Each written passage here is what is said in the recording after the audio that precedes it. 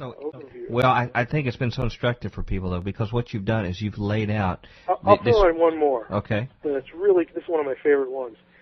Why is it that Peter, in 1 Peter 3, links baptism to Jesus' descent into Hades, into hell?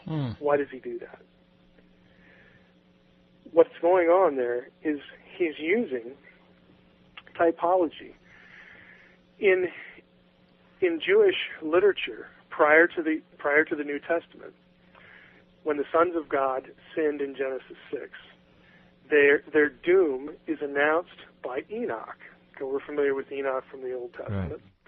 Enoch, the watchers, the sons of God, the evil sons of God, go to Enoch and say, "Look, we know we're guilty.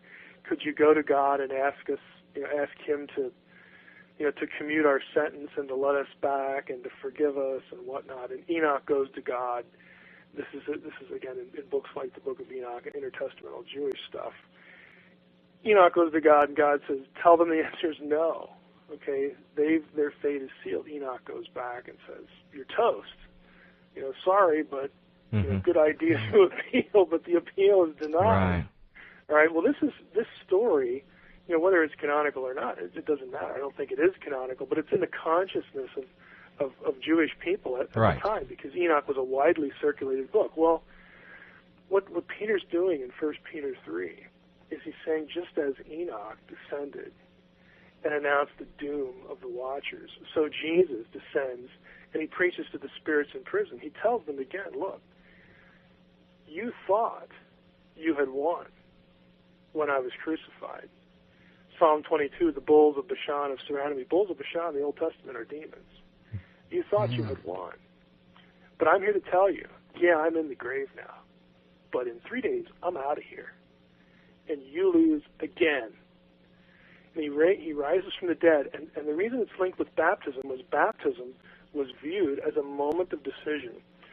This is where you declare, not only to the people who see whose side you're choosing in this war, but every time someone gets baptized, it is a declaration to the spirits in prison that you have lost another one. Mm-hmm.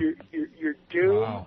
The loss of your kingdom, it regresses one person at a time. This is why in the early church, you go look it up, they had pronouncements in their baptismal formulas that were denunciations of Satan. And right. Angels. Was that in the Didache? That's why they did it. Was that in the Didache where they did that? I know there was part of the training. It's extremely early. Right. Extremely early. And baptism for them was spiritual warfare, because it was every person that did it, it was a declaration to the spirits in prison that your kingdom has taken another step back. It is shrinking moment by moment, person by person.